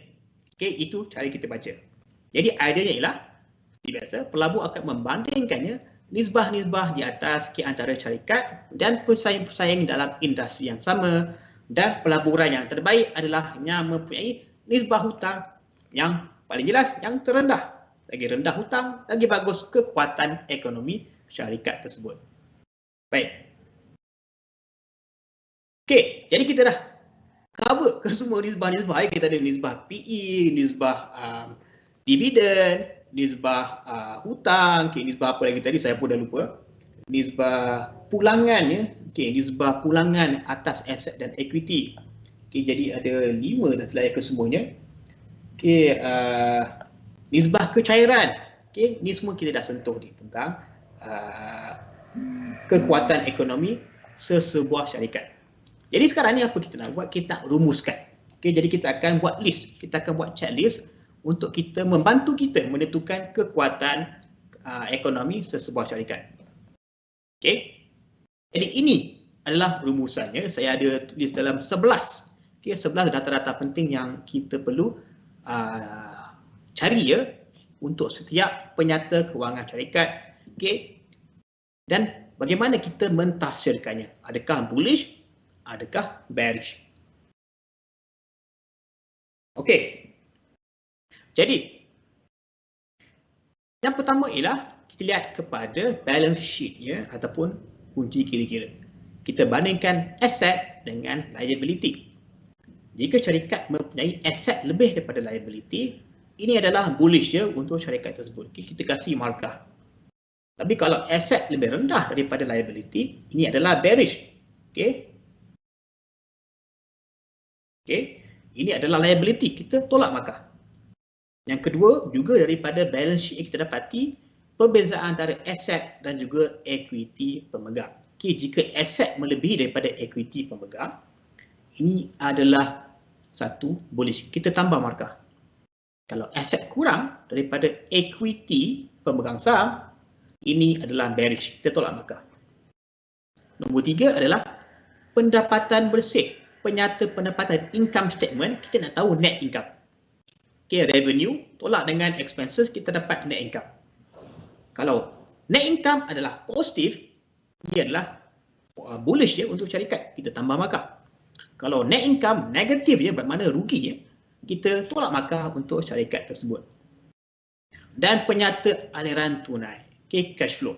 Kalau cash flow positif ya, banyak, bermakna ini adalah satu yang sangat bullish untuk syarikat ini. Syarikat ini ada cash yang mencukupi untuk menguruskan operasi juga ketika semasa masalah berlaku. Kerana ada cash flow yang besar. Okay, ada ruang bernafas.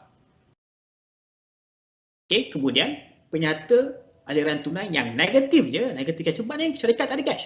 Okay, berlaku sebarang masalah ke, lockdown ke, ada penyakit dekat company tu, terus boleh langsung berhenti beroperasi. Tak boleh nak bayar tak boleh nak bayar gaji, tak boleh nak bayar operasi mesin, sewa kedai dan sebagainya. Boleh terus tutup syarikat jika tak mempunyai cash. Okey, kemudian kita masuk ke dalam segmen nisbah pula. Okay, nisbah kita ada banyak tadi, kita ada 1, 2, 3, 4, 5, 6, 7 nisbah yang akan kita consider. Okey, nisbah yang paling penting ialah nisbah PE, price to earnings. Okey, jika nisbah PE syarikat ini adalah lebih rendah ya daripada pesaing, maknanya syarikat ini sedang murah. Okay, murah dan patut dibeli. Jika nisbah PE syarikat ini lebih daripada kompetitor, bermakna syarikat ini sedang mahal. Mahal berbanding dengan kompetitor, maknanya syarikat ini terlalu mahal dan mungkin perlu dijual. Okay, bearish untuk syarikat. Okay, nisbah dividen pula. Kita lihat adakah syarikat ini memberikan dividen. Okay, jika syarikat memberikan dividen, kita lihat adakah dividen ini lebih daripada pesaing ataupun tidak. Kalau lebih daripada pesaing adalah bullish, kalau kurang daripada pesaing adalah bearish. Tapi ingat ya, tak semua syarikat yang menawarkan dividen ya. Kadang-kadang syarikat macam Tesla tak ada dividen. Syarikat macam Shell, BP, syarikat seperti ini kasih dividen. Okay, jadi tak semua kasih dividen. Kemudian ialah nisbah kecairan, liquidity. Okay, ini kena mengena dengan cash flow. Jika kecairan tinggi, bermakna syarikat ini versatile, fleksibel dan boleh menguruskan operasi walaupun berlaku masalah. Kerana ada ruang bernafas yang besar. Lebih besar kecairan, lebih tinggi kecairan, mana lagi bagus? Lebih bullish lah syarikat ini. Kalau kecairan rendah berbanding dengan kompetitor, maknanya syarikat ini yang paling kurang bersedia untuk menghadapi sebarang masalah yang mungkin akan berlaku. Jika berlaku sebarang masalah, penyakit ke, kilang roboh ke, jadi syarikat ini ada risiko untuk berhenti operasi. Kenapa? Kerana tak ada cash. Kemudian kita lihat kepada pulangan atas aset. Kalau pulangan atas aset lebih besar daripada pesaing, bullish, kurang daripada pesaing, bearish. Juga ROE, pulangan atas equity lebih daripada pesaing, bullish, kurang daripada pesaing adalah bearish. Dan hutang, hutang ni jelas sekali, kita semua kalau boleh tak nak hutang, company yang ada banyak hutang, kurang positif lah berbanding dengan syarikat yang kurang hutang. Jadi kalau hutang kurang daripada pesaing, ini adalah sangat bullish. Kalau lebih daripada pesaing adalah sangat bearish. Begitu juga dengan hutang ke atas equity. Kalau lebih daripada pesaing adalah bearish, kalau kurang daripada pesaing adalah bullish. Jadi kita buat checklist dan kita tick untuk kita punya syarikat-syarikat yang kita berminat untuk melabur. Lagi banyak bullish berbanding bearish, barulah kita boleh consider untuk kita beli. Dan jika majority bullish, dah menjadi satu hujah yang kuat dari segi fundamental untuk kita membeli syarikat tersebut. Sebaliknya, jika kebanyakannya bearish, bearish lebih banyak benda, boleh kita letak kepada kategori ataupun candidate untuk kita jual, untuk kita short. Kalau majority adalah bearish, menjadi candidate yang sangat kuat untuk kita short ataupun jual. Jadi sekarang kita ada dua kolom. Kita ada kolom syarikat yang kita nak beli, kita ada kolom syarikat yang kita nak jual. Dan cara kita memfilterkan kandidat-kandidat ni, calon-calon ni adalah dengan kita menggunakan checklist seperti ini, sistematik, dan mudah diikuti. Dan kemudian barulah kita akan gunakan analisa teknikal untuk kita time entry kita. Tapi pertama sekali kita kena buat fundamental, kita nak tahu apakah kekuatan syarikat tersebut, apakah nilai intrinsiknya, dengan menggunakan apa? Menggunakan makroekonomi dan juga microekonomi seperti apa kita belajar pada hari ini. Sekarang kita ada sistem yang sistematik untuk kita ikutkan. Baik. Jadi membina watchlist. Apa yang saya katakan tadi, ada calon-calon untuk kita beli, ada calon-calon untuk kita jual. Itu adalah apa? Itu adalah watchlist. Jadi untuk kita membina watchlist, kita akan tentukan pertama sekali, kita sekarang ni berada di fasa ekonomi yang mana satu. Adakah kita berada pada puncak ekonomi, ledakan, ataupun kita berada pada kemerosotan, sedang jatuh, ataupun kita berada pada bottom, kemelesetan, ataupun kita dah mula bergerak ke atas dalam fasa pemulihan. Untuk melakukan ini, kita kena ada apa? Kita kena menggunakan makroekonomi seperti apa kita belajar semalam. Lihat kepada inflasi, keadaan faedah, peluang pekerjaan, kesemua itu untuk menentukan kita berada di fasa mana. GDP. Baik, kemudian langkah kedua ialah kita buat calon-calon untuk posisi beli. Mana syarikat-syarikat yang kita berminat nak beli. Jika 6 daripada 11 data tadi, data ini, 6 daripada 11 mengatakan bullish, maknanya kita dah letak di dalam calon-calon untuk kita beli. Sebaliknya, calon-calon untuk kita short, untuk kita jual adalah 6 daripada 11 indikator ataupun data tadi mengatakan bearish, kita letakkan di dalam calon-calon untuk kita jual. Kita dah ada watchlist. Watchlist untuk kita beli, watchlist untuk kita jual. Kemudian sekarang barulah kita akan tunggu setup, tunggu setup dari segi pergerakan harga. Barulah kita akan gunakan apa? Kita akan gunakan carta dan kita akan gunakan analisa teknikal. Teknikal ni adalah lebih kepada apa? Timing. Nak beli pada aras yang terbaik, pada masa yang terbaik. Dan kita hanya akan buka posisi beli dan jual setelah mendapat signal ataupun pengesahan daripada indikator-indikator analisa teknikal. Jadi orang tanya, fundamental, technical, mana lagi penting? Kedua-duanya penting. Fundamental kita buat watchlist, technical kita nak masuk buka posisi. Okey. Baik. Jadi kita buat rumusannya tentang analisa makroekonomi. Jadi kita dah lihat ya beberapa nisbah-nisbah. Kita lihat dalam 7 nisbah tadi ya. Nisbah kewangan, PE, dividen, hutang, liquidity, ROE, ROA. Satu saya lupa. Baik, jadi ada 7 tadi nisbah kewangan. Daripada banyak lagi, daripada berpuluh-puluh nisbah yang ada di dalam pasaran, kita pilih 7 saja.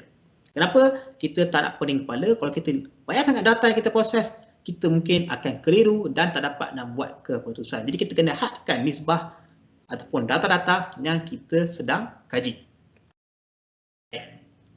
Okey, jadi semua yang telah ditunjukkan setakat ini, okey, balance sheet, income statement, cash flow statement, nisbah PE, dividen, hutang, ROE, ROA dan sebagainya. Tujuan adalah untuk apa? Untuk membantu pelabur memilih saham yang berkualiti.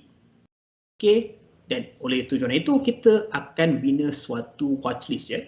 Watchlist berdasarkan kita punya skor. Kita kasih skor, kita letakkan untuk beli ataupun untuk jual.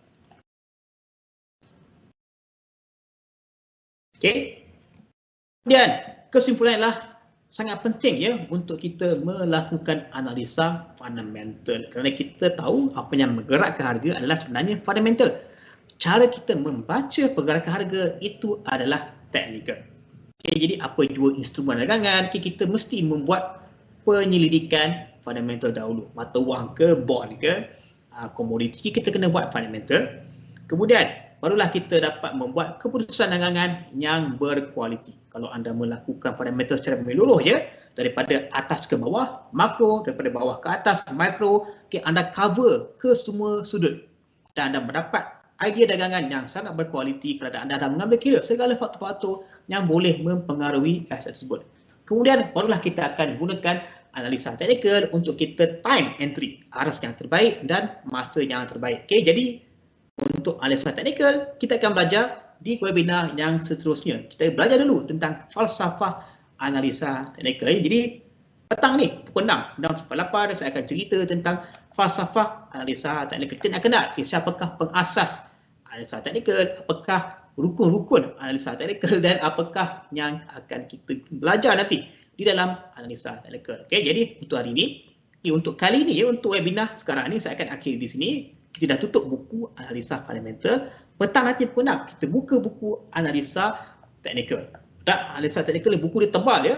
Okay, dalam 15 modul kita akan bincangkan tentang analisa teknikal sahaja.